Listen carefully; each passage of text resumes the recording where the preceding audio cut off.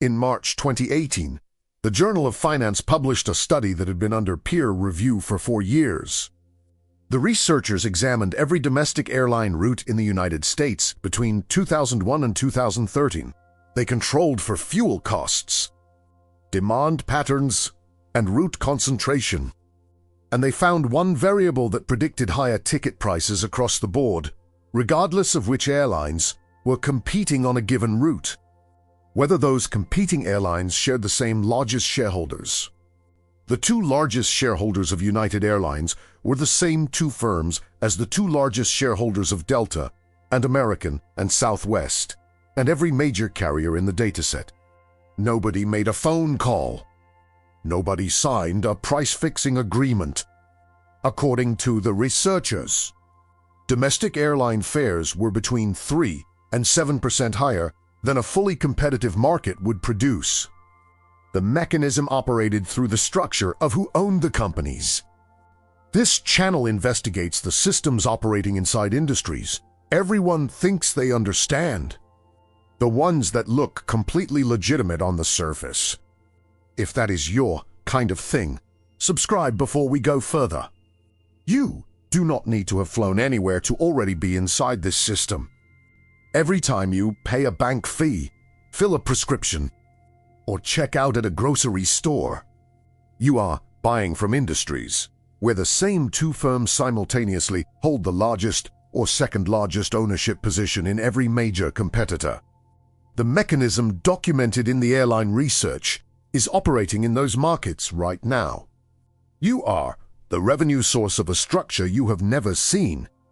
Those two firms are BlackRock and Vanguard. According to their combined 2023 annual reports, they manage more than $17 trillion in assets. That figure is larger than the GDP of every country on Earth except the United States and China. Together, they are the largest or second largest shareholder in approximately 88% of S&P 500 companies, per a 2017 paper published in the journal Business and Politics. Two firms, every major industry. Same ownership position across every competitor simultaneously. By the end of this video, you will understand exactly how the companies built on a financial innovation that genuinely benefited. Investors came to sit at the top of virtually every competitive industry in the American economy. You will understand what that structure does to prices, and you will understand why the laws written to prevent exactly this kind of concentration were not designed to see it. There is one specific number inside the quarterly proxy voting records of both BlackRock and Vanguard that changes what the word passive means in the context of asset management. We will get to it. When we do, the phrase passive investor is going to describe something different than it describes right now. A 2019 survey of the common ownership literature by Einer El Houj of Harvard Law School estimated that common ownership concentration across the S&P 500 had increased approximately 1,000% since 2000.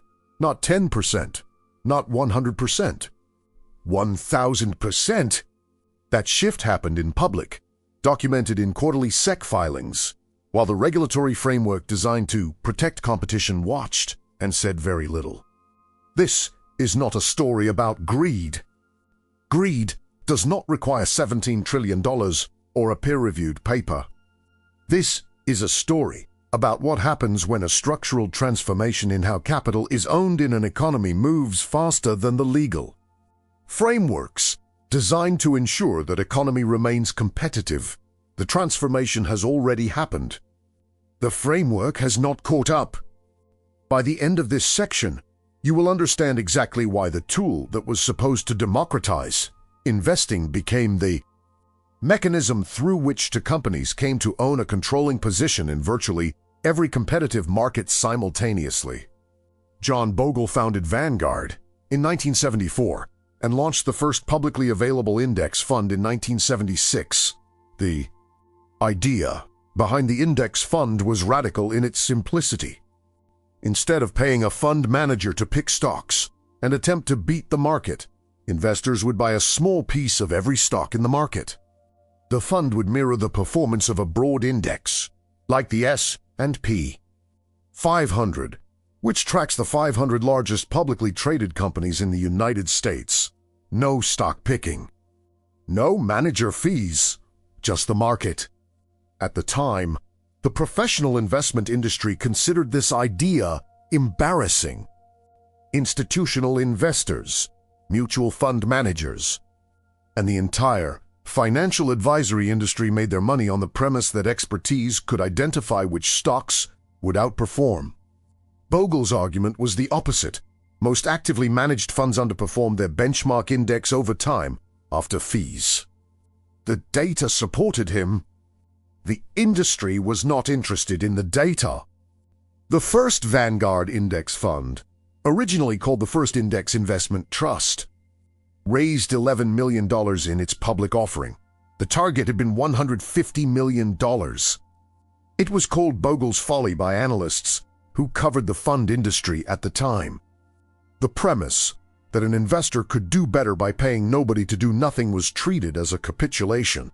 The fund survived anyway. And then something happened that its critics did not anticipate. It worked, and then it kept working.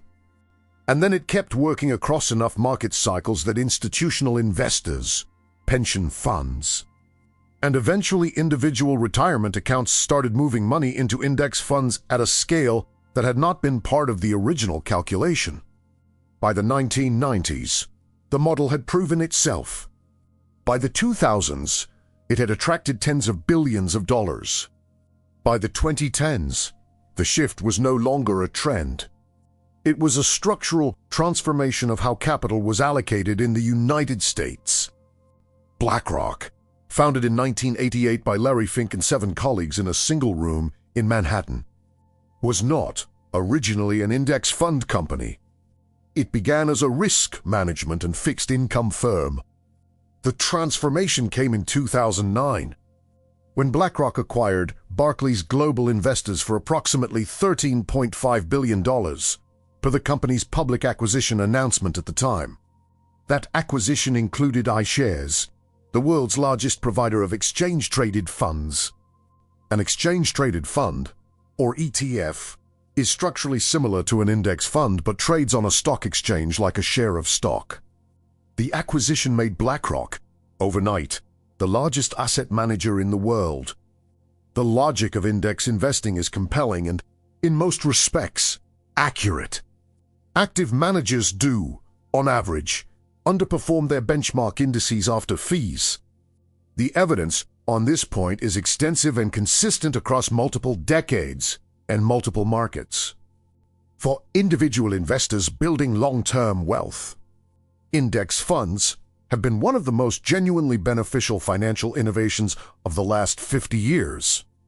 The academic literature and the performance data both support that conclusion.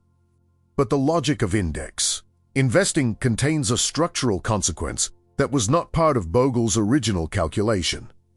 When money flows into index funds that track the S&P 500, that money is distributed across every company in the index in proportion to that company's market weight.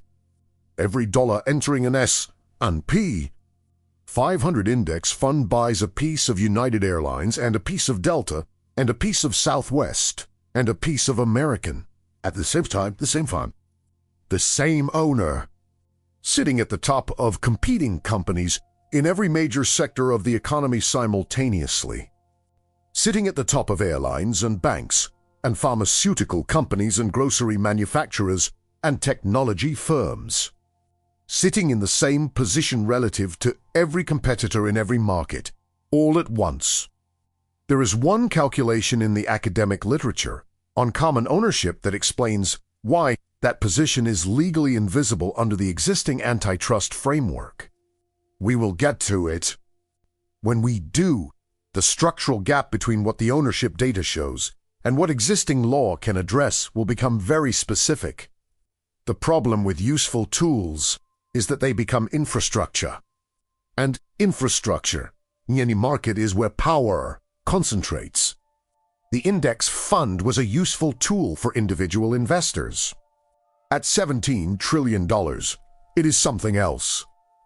By the end of this section, you will understand exactly when the accumulation of index fund capital crossed from something that benefited investors to something that structurally changed the markets those investors were supposed to be competing inside.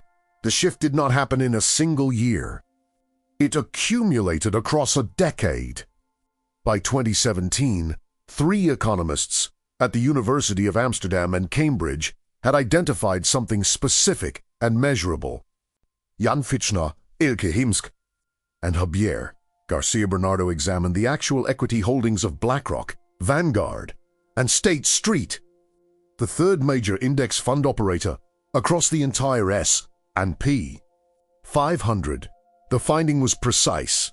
The 3 firms were collectively the largest shareholder in 88% of S&P 500 companies. The paper, published in the journal Business and Politics, used the phrase hidden power in its title. Hidden, not because the holdings were concealed. They are public. Every fund managing more than $100 million in equities is required to file a quarterly 13F report with the Securities and Exchange Commission disclosing every position. The holdings of BlackRock and Vanguard are published every quarter and available through the Edgar database to anyone with an internet connection. The power is hidden because the consequence of those holdings, distributed across thousands of companies in dozens of sectors simultaneously, is not visible in any single filing. What the 2017 paper identified was a form of concentration that antitrust law was not designed to see. Traditional antitrust analysis looks at horizontal concentration, one company controlling a large share of one market. When United Airlines and American Airlines propose a merger, the DOJ asks whether the combined company will have enough market power to raise prices. That question has a straightforward analytical framework. The question the paper raised was different. What happens when no company merges with its competitor, but the largest owner of every competitor is the same firm? There is a part of this story most people never hear about. Around.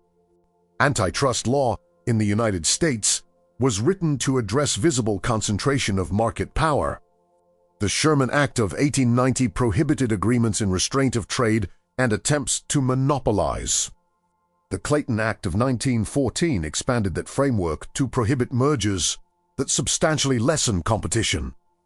Neither law was written for a world in which a single asset manager holds 6 to 8% of every major company in an industry simultaneously, without merging any of them, without sitting on any of their boards, without making a single explicit agreement about competitive behavior. The numbers matter here. When BlackRock and Vanguard each hold approximately 7 to 8% of a company's outstanding shares, as they often do in major S&P 500 companies per their own 13F filings, no individual position triggers the regulatory thresholds that would require a formal antitrust review. But when those positions are added across an entire industry, the combined ownership stake changes the incentive structure of that industry fundamentally.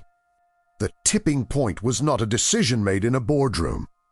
It was a mathematical consequence of passive investing at scale.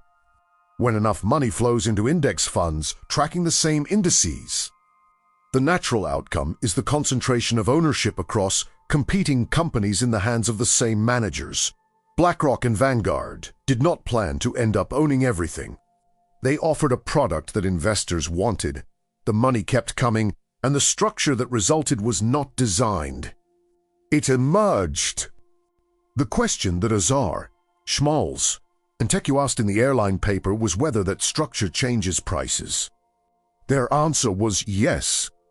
The mechanism they described did not require collusion, coordination, or a single conversation between competitors. It required only that the market understood who sat at the top of the ownership structure and what that owner's financial interest actually was. By the end of this section, you will understand exactly why a firm that describes itself as a passive investor makes tens of thousands of active decisions every year that shape how the companies it owns behave toward their competitors. The term passive investor has a specific meaning in finance. A passive investor does not try to pick winning stocks.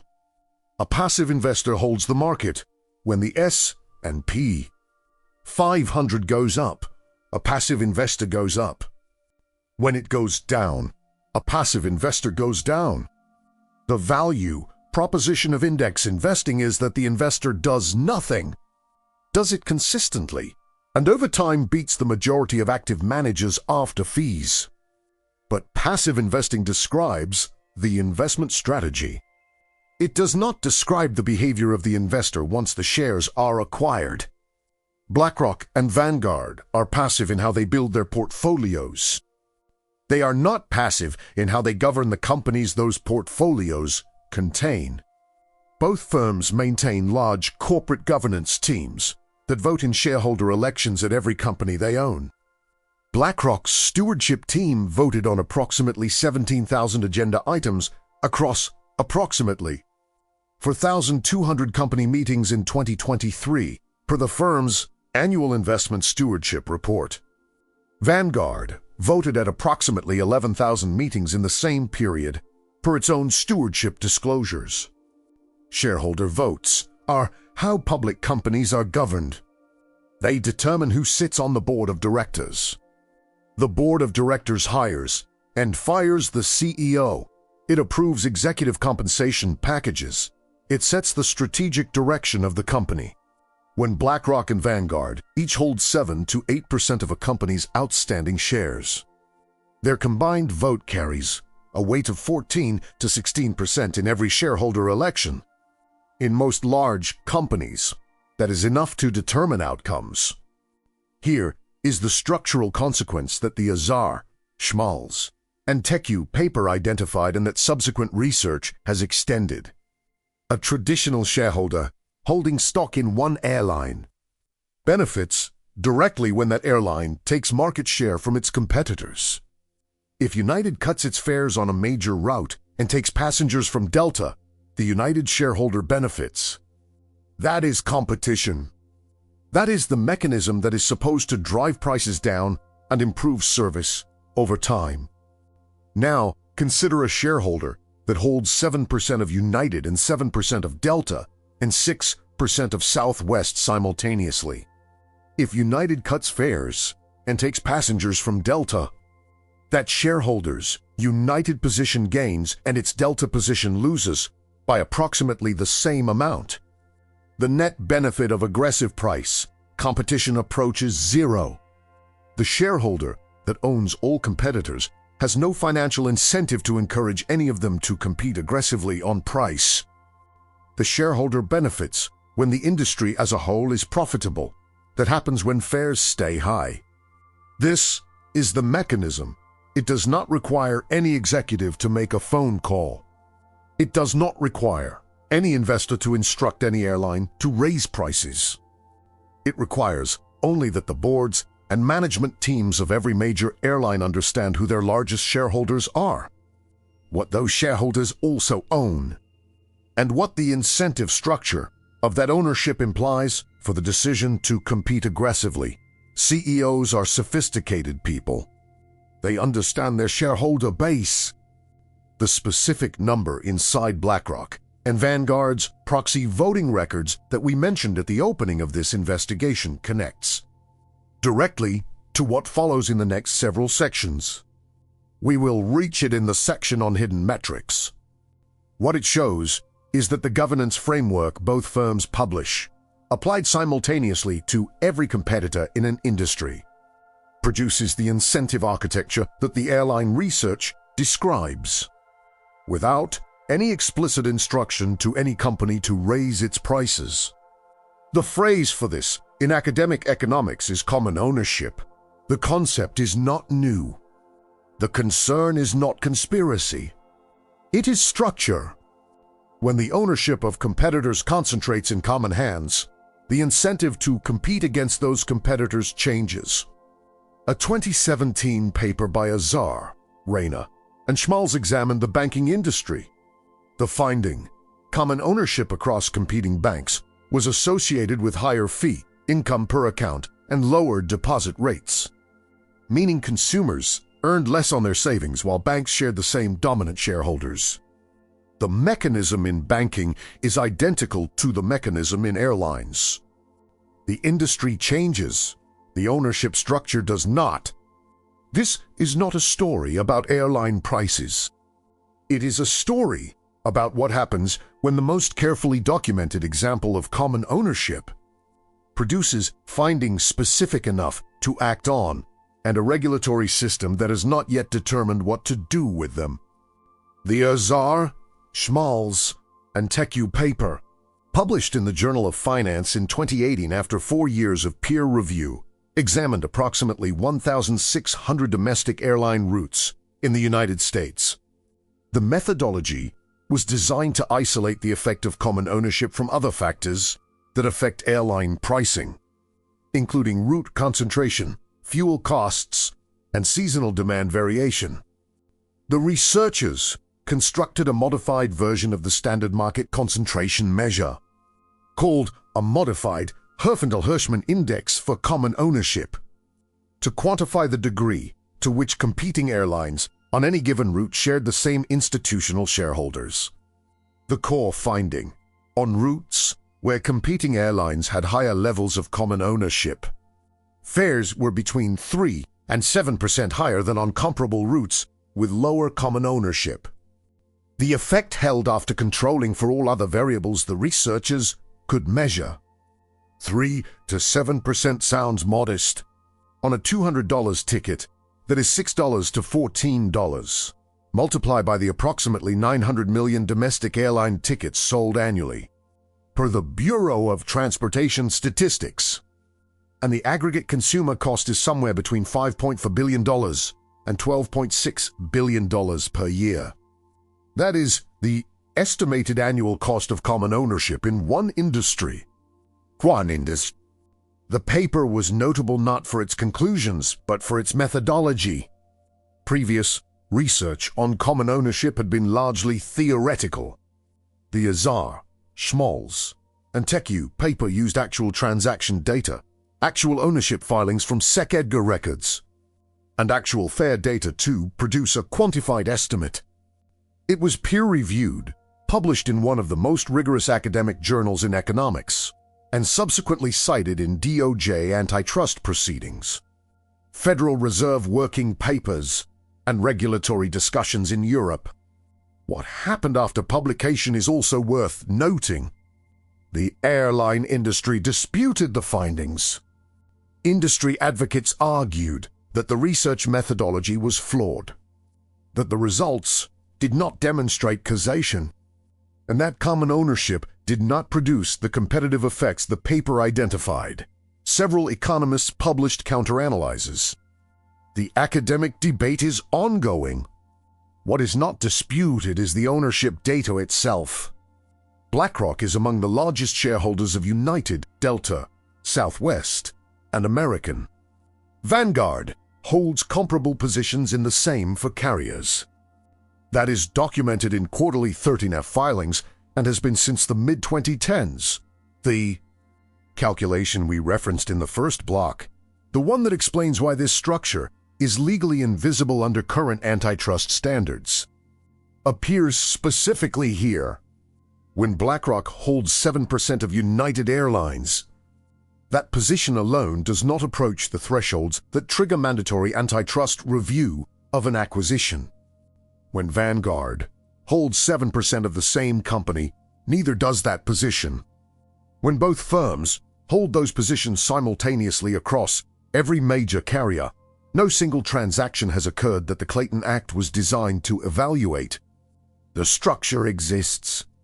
The regulatory tool for addressing it does not yet. In 2023, the Federal Trade Commission under Chair Lena Khan issued a request for information on common ownership in the pharmaceutical sector. specifically citing research suggesting that shared institutional shareholders across competing drug manufacturers were affecting pricing and innovation competition. The FTC did not file charges. It asked questions. The questions themselves represent a regulatory system attempting to build a framework for something it has not previously had to address at scale. What happened to airline fares did not require airline executives to do anything illegal. It required that the financial architecture of the industry changed, and that the people running companies inside that architecture made rational decisions in response to who owned them. The paper that described this mechanism took for years to publish. The mechanism had been operating for a decade before the paper was submitted. By the end of this section, you will understand exactly why the legal concept designed to protect competition in American markets contains a structural gap that the current ownership environment was never supposed to exist inside. The economic theory underlying antitrust law in the United States rests on a foundational assumption. Competing companies are controlled by different owners with conflicting financial interests. A shareholder in United Airlines wants United to win. A shareholder in Delta wants Delta to win. Their competing interests drive the companies to compete against each other.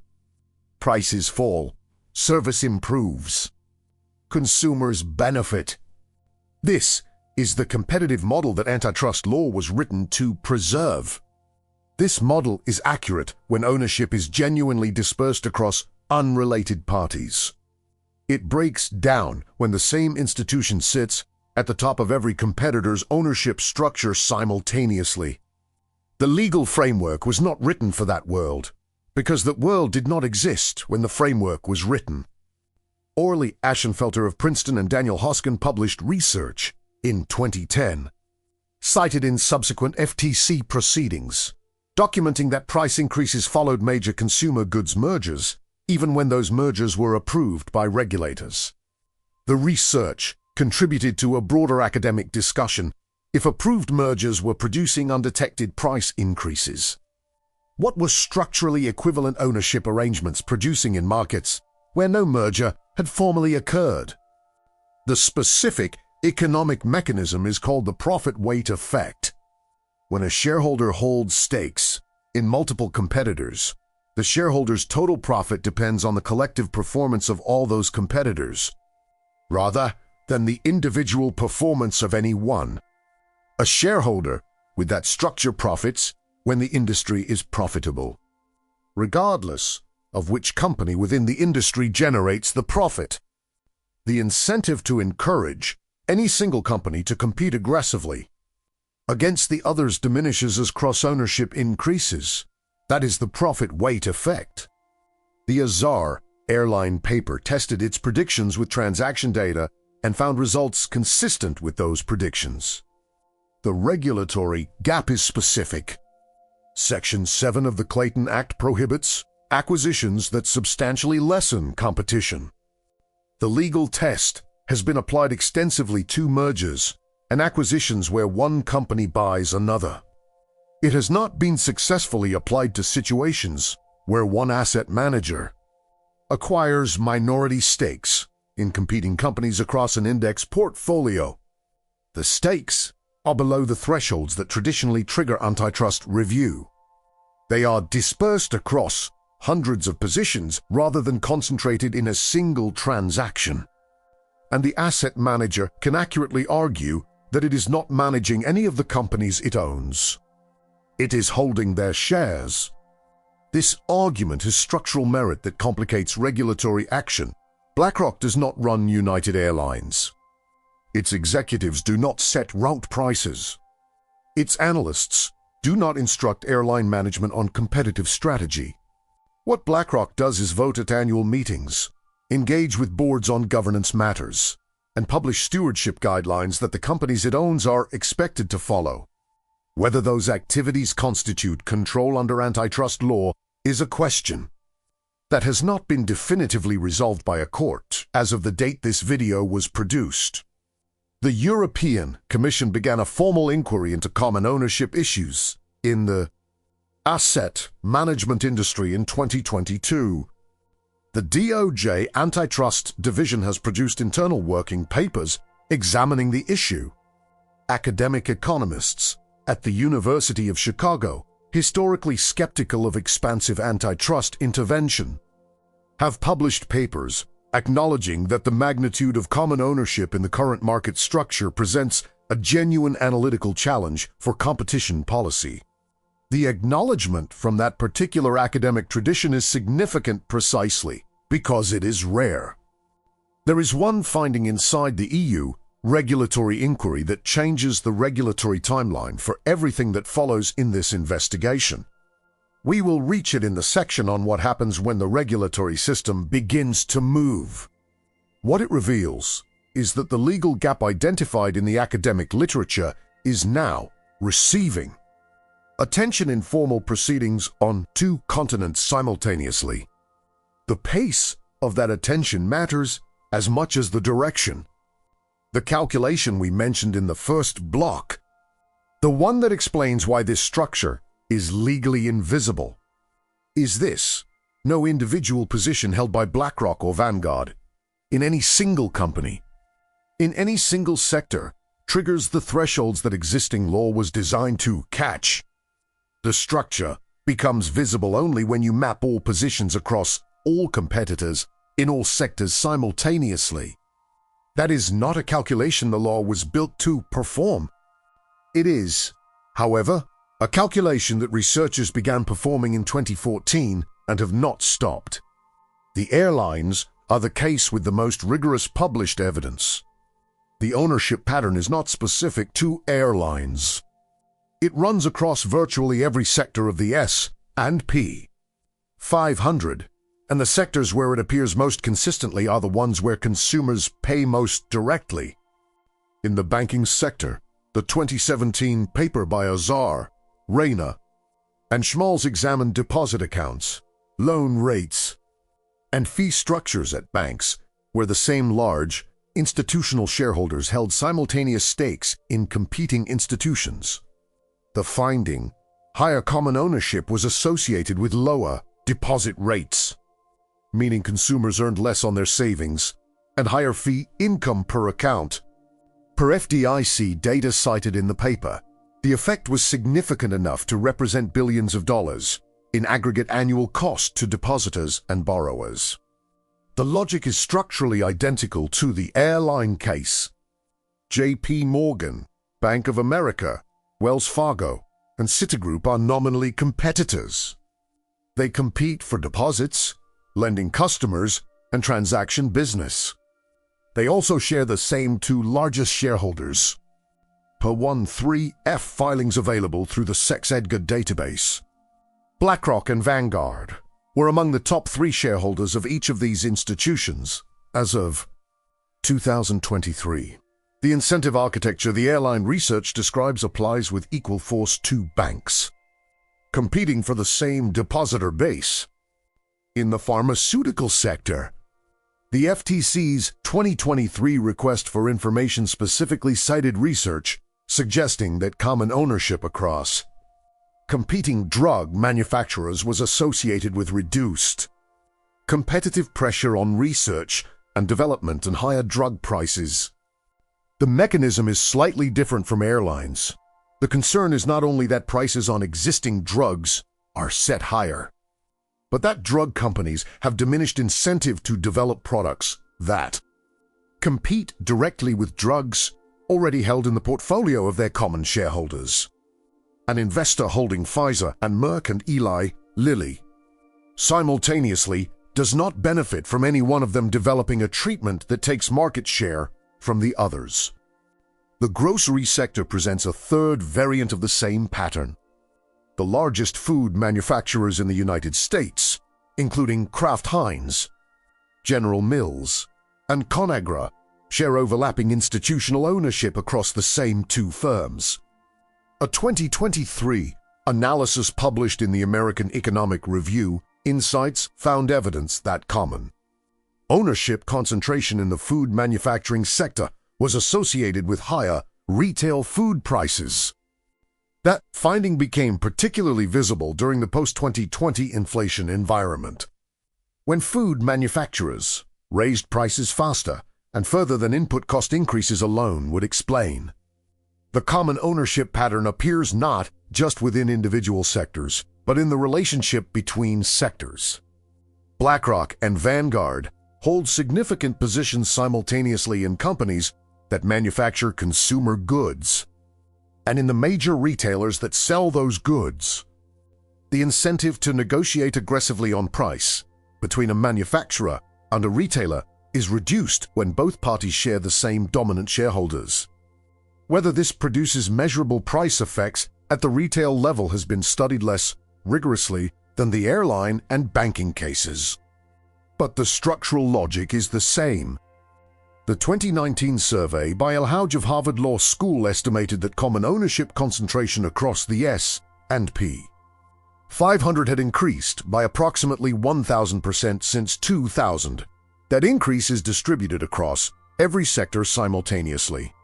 Airlines, banks, pharmaceuticals, groceries, technology, energy. The same two firms. The same ownership position relative to competitors. The same profit weight effect operating simultaneously across the entire economy. What the pattern across sectors establishes is that the airline paper is not an anomaly. It is the most studied case of a structure that is general. The structure is the S&P 500 itself, as it is currently owned. This section does not discuss investment returns. It discusses what the ownership structure described in the previous sections costs. A person who has never bought a share of stock and has no plans to. The aggregate estimates from the research literature are large enough to be worth stating plainly. The Azar airline paper estimated an annual consumer cost of between $5 billion and $12 billion in the airline industry alone. The Azar banking paper estimated that common ownership in the banking sector produced lower deposit rates consistent with an annual transfer from depositors to bank shareholders of several $billion, with the precise figure depending on which specific mechanisms are measured. The pharmaceutical pricing literature is more contested because drug pricing involves additional regulatory complexity. But the FTC's own filings have acknowledged that the research presents a credible basis for concern about competitive effects. The United States spent approximately $590 billion on prescription drugs in 2023, per the Centers for Medicare and Medicaid Services. A few percentage points of suppressed competition in that market represent an absolute dollar amount that is not small. The people most affected by these aggregate effects are not the people whose household wealth depends primarily on investment returns. The people most affected are the ones whose household budgets are most sensitive to prices in the markets where common ownership appears. Airline tickets represent a significant expense for families traveling without corporate expense accounts. Bank fees are a larger percentage of disposable income for households with lower account balances. Drug prices are most consequential for patients without comprehensive insurance coverage. The distribution of costs from common ownership is, in structural terms, regressive. The people who benefit from higher returns generated by reduced competitive pressure are the shareholders. The shareholders of the world's largest index funds include millions of individual retirement accounts, 401,000 plans, and pension funds. Many Americans benefit indirectly from the performance of BlackRock and Vanguard funds. Those same Americans pay the consumer-facing costs of common ownership directly, and the distribution of those costs falls more heavily on households with less financial cushion. The grocery store data from the American Economic Review Insights Analysis is perhaps the most legible example. After 2020, food companies raised prices substantially. The public explanation was input cost inflation, raw materials, labor, Transportation. A 2023. Analysis by the Federal Reserve Bank of Kansas City found that corporate profit margins in the food manufacturing sector expanded during the inflation period, meaning companies raised prices by more than input cost increases required. The research does not prove that common ownership caused this outcome. It is consistent with a market where the competitive pressure to hold prices close to costs has been structurally reduced. The cost of a grocery bill is something every person can measure directly. The mechanism behind it, documented in SEC filings, academic journals, and Federal Reserve working papers, is the part that does not appear on the receipt. The current structure of institutional ownership is novel in its scale and its mechanism. It is not novel in what it produces. The American economy has navigated the concentration of control over competing companies before. What is different this time is that the tools used to address it then do not fit the problem now. In the late 19th century, the dominant form of market concentration was the trust. John D. Rockefeller's Standard Oil did not formally merge its competitors into a single company.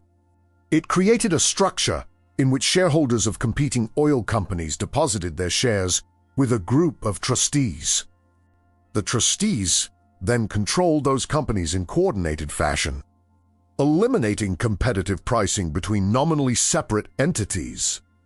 By 1879, Standard Oil controlled approximately 90% of American oil refining capacity. Per historical analyses cited in Daniel Yergin's The Prize, through this mechanism of coordinated ownership rather than formal merger. The Sherman Antitrust Act of 1890 was written specifically to address that structure. The Clayton Act of 1914 extended the framework to block mergers and acquisitions that would produce similar concentrations. These laws were designed to prevent what Standard Oil had built, and in 1911 the Supreme Court ordered Standard Oil broken into 34 separate companies. The structure was dismantled. The legal tools that dismantled it became the foundation of American competition policy for the next century. What those tools did not anticipate was a form of common control that operated through ownership of minority stakes across competing companies. Without any formal coordination agreement, and without any single entity claiming control of any individual company.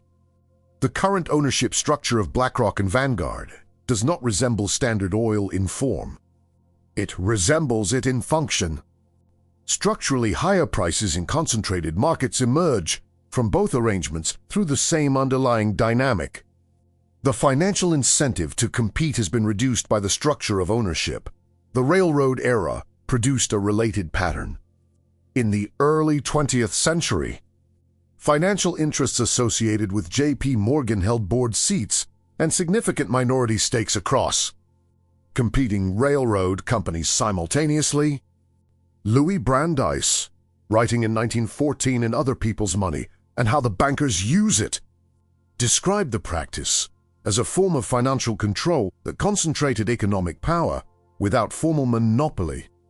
The House Banking Committee investigation of 1912, known as the Pujo Committee, documented the extent to which a small number of financial institutions controlled the boards of competing companies across multiple industries. The result was the Clayton Act's prohibition on interlocking directorates. The same person sitting on the boards of competing companies at the same time. The Clayton Act addressed the explicit version of the problem Brandeis identified. It did not anticipate a version in which the same entity owns competing companies through passive portfolio positions, rather than through explicit board representation. BlackRock and Vanguard do not sit on the boards of competing airlines. They vote in shareholder elections. The distinction is real in form. Whether it is real in function is what the current regulatory discussion is attempting to determine.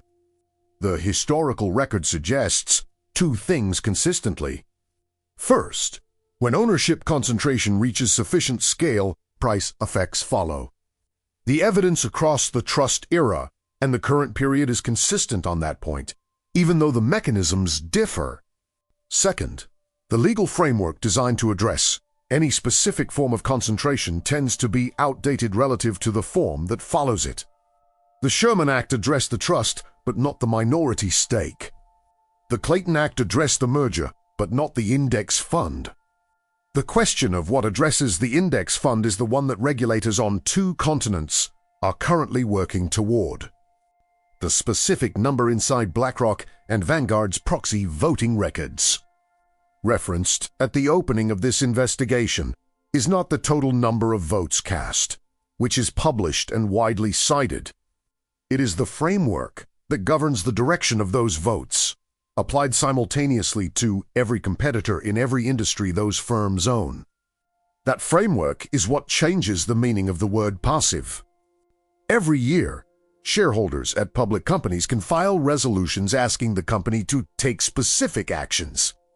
Some are procedural, some address executive compensation, some are filed by activist investors asking for strategic changes, including changes in competitive posture or capital allocation. When a resolution asks a company to compete more aggressively in a market, BlackRock and Vanguard have to vote. In its 2023 Annual Investment Stewardship Report, BlackRock described its voting approach on shareholder proposals as prioritizing those that are clearly in the long-term interests of the company and avoiding those that are unduly prescriptive or unlikely to enhance long-term shareholder value. The phrasing matters. Resolutions that push a company toward aggressive market expansion, entering new competitive territory, or investing in pricing strategies that take share from competitors are more likely to fall into the unduly prescriptive category than resolutions supporting stable capital return programs. BlackRock and Vanguard have both published explicit governance frameworks that state a preference for companies with stable capital allocation strategies, consistent dividend policies, and sustainable long-term profit margins. These frameworks do not use the phrase "do not compete aggressively," but a governance framework that favors stable margins and consistent dividends over aggressive market expansion, applied simultaneously to every competitor in an industry, is a framework that structurally does not incentivize price competition. It incentivizes what the odds are. Research predicts higher prices, higher margins, more stable returns across the whole industry. A 2019 study by Lucian, Bebchuk, and Scott Hurst of Harvard Law School examined the stewardship activities of the Big Three asset managers in detail. The paper found that BlackRock, Vanguard, and State Street collectively employed fewer than 60 stewardship professionals. Those 60 people were responsible for governance activities across more than 13,000 portfolio companies. Worldwide, the math is significant. Fewer than 60 people, more than 13,000 companies. The average engagement time available per company, even if stewardship staff did nothing else, is less than 1 hour per year. The implication is that active governance engagement with any individual company is limited by the scale of the task. The influence of BlackRock and Vanguard on individual companies operates primarily through the signal their ownership sends and through the governance frameworks they publish, not through detailed analysis of competitive dynamics at the company level. The frameworks are published at the fund level. They apply to every company the fund holds, including every competitor in every sector. This is the number that changes the word passive. 17,000 agenda items, 11,000 meetings, fewer than 60 stewardship professionals. The passive investor that votes at every annual meeting of every company it owns. Guided by a governance framework written to apply across every sector simultaneously, is not describing the same activity as an investor who buys shares and does nothing. It is describing a different kind of influence at a scale no previous institutional investor in history has operated at. The voting records are available. The governance frameworks are published. The SEC filings are public every quarter. Nothing in this section is hidden in the sense of being concealed. It is hidden in the sense that the consequence of all of it, accumulated across thousands of holdings and dozens of sectors, is not visible in any single document. It becomes visible only when you ask what the structure of all of it produces. Now, we close the secondary loop opened in the framework section. About the EU regulatory inquiry and what it changes in the timeline. The answer changes what near-term regulatory action looks like and how fast it arrives. The European Commission's formal inquiry into common ownership in the asset management industry, which began in 2022, produced a working paper in 2023 that reached a conclusion the DOJ had not yet formally committed to. That the existing evidence on common ownership effects was sufficient to justify structural examination of how large index fund managers exercise their shareholder rights in competing companies. The EU working paper did not mandate any action. It established that the question was serious enough to warrant a formal regulatory response. That development matters because EU competition law and US antitrust law are the two dominant frameworks governing the behavior of global asset managers. When both jurisdictions are examining the same structure simultaneously, the regulatory pressure on that structure increases regardless of which jurisdiction moves first. BlackRock and Vanguard operate globally. A finding in Brussels affects their operations in a way that a purely domestic US inquiry does not. The regulatory response in the United States is developing along two tracks. The first is academic and policy-based. Economists have proposed modifications to antitrust standards that would account for common ownership, concentration in market power calculations. El Houj at Harvard Law School has argued that Section 7 of the Clayton Act can already be interpreted to cover horizontal shareholding without new legislation. Others have proposed new legislative frameworks requiring asset managers above a certain size to hold stakes in only one competitor per sector or to divest voting rights in their portfolio companies. The second track is direct regulatory investigation. The FTC's 2023 request for information on pharmaceutical common ownership, the DOJ's internal working papers, and the EU inquiry represent formal acknowledgement that the question requires a regulatory answer. That is different from what existed 5 years ago, when the concern existed primarily in academic literature and was largely absent from regulatory proceedings.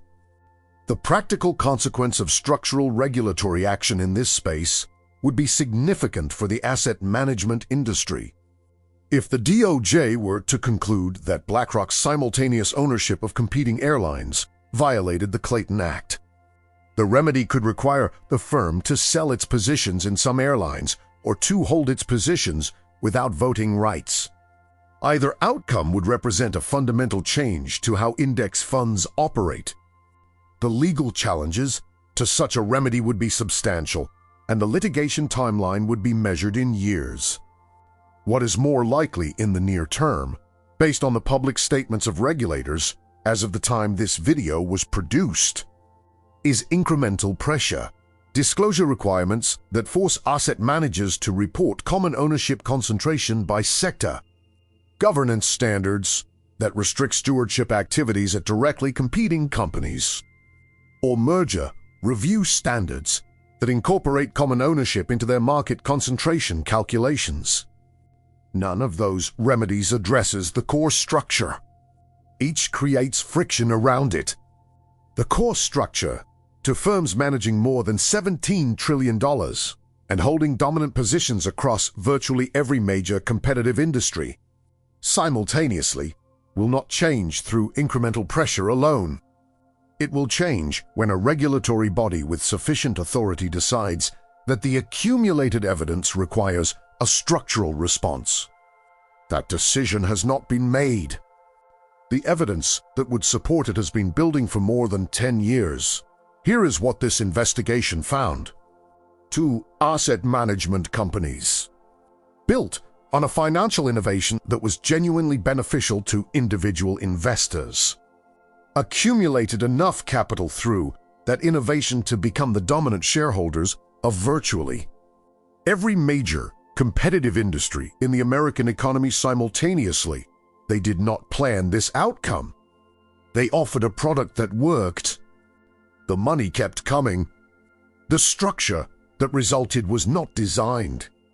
It emerged from the mathematics of passive investing at scale. The evidence that this structure affects prices is now published in peer-reviewed academic journals, cited in federal regulatory proceedings, and under formal examination by antitrust authorities in the United States and Europe. The evidence is not conclusive in the legal sense required for enforcement action. It is substantial in the academic sense required to sustain regulatory attention. The gap between those two thresholds is where the current moment sits. The main loop opened at the beginning of this investigation was about a specific number inside BlackRock and Vanguard's proxy voting records. The number is not the total assets under management, which everyone in finance already knows. The number is this: fewer than 60 stewardship professionals governing more than 13,000 companies, guided by governance frameworks, written to apply simultaneously to every competitor in every sector. Those frameworks do not say compete less aggressively. They say maintain sustainable margins and return capital to shareholders. Applied simultaneously to United and Delta and Southwest. That language produces the incentive structure the Azar research described and the airline fare data supported. The secondary loop from the first block was about the calculation that explains why this structure is legally invisible under existing antitrust standards. That calculation is this: no individual position held by either firm in any individual company crosses the thresholds that trigger formal antitrust review. The structure becomes visible only when all positions are mapped across all competitors in all sectors at once. Existing law was not written to perform that mapping. Researchers began performing it in 2014. Regulators began formally acknowledging the findings in 2022. The secondary loop from the framework section was about the EU regulatory inquiry. That inquiry produced a working paper in 2023 establishing that the evidence is serious enough to warrant a structural regulatory response. Whether that response arrives first in Brussels or Washington, and whether it takes the form of new law or new interpretation of existing law, is not yet determined. The direction of the inquiry is: this is not a story about greed. Greed is a motive. What this video investigated is a structure. The structure was not built to harm consumers. It was built to serve investors. At $17 trillion, it does both at the same time. The investors, who benefit from higher returns generated by reduced competitive pressure, and the consumers who pay higher prices as a result of that same reduced canard, in many cases dar. The American worker, who holds an index fund in a 401k benefits from the returns and pays for them at the ticket counter and the pharmacy and the bank. The intellectual framework this video was designed to put in your hands is specific. The next time you hear a discussion about why prices in any major industry are high, or why competition in that industry seems limited despite the presence of several large competitors, you now have a question to ask that most public discussions do not. Who are the largest common shareholders across those competitors? And what does the incentive structure of that ownership imply for the decision to compete? The answer to that question, in most major American industries in 2026, involves the same two names. The data supporting that answer is public, filed quarterly with the Securities and Exchange Commission, and available through the Edgar database to anyone who looks. The consequence of that data, in academic research and regulatory proceedings, has been building for more than a decade. The question that does not have an answer yet is this: when the structure of ownership in a market produces outcomes that antitrust law was designed to prevent, through mechanisms that antitrust law was not designed to see, does the law need to catch up to the mechanism, or does the mechanism need to stop? That question is being asked in formal regulatory settings for the first time. What it produces will determine whether the structure described in this video remains intact or becomes the subject of the next version of the Clayton Act. The next piece of this investigation examines the institution that holds more common ownership positions across more competing sectors than any other entity on Earth, and has never once been described in public as a monopoly. It is already waiting for you.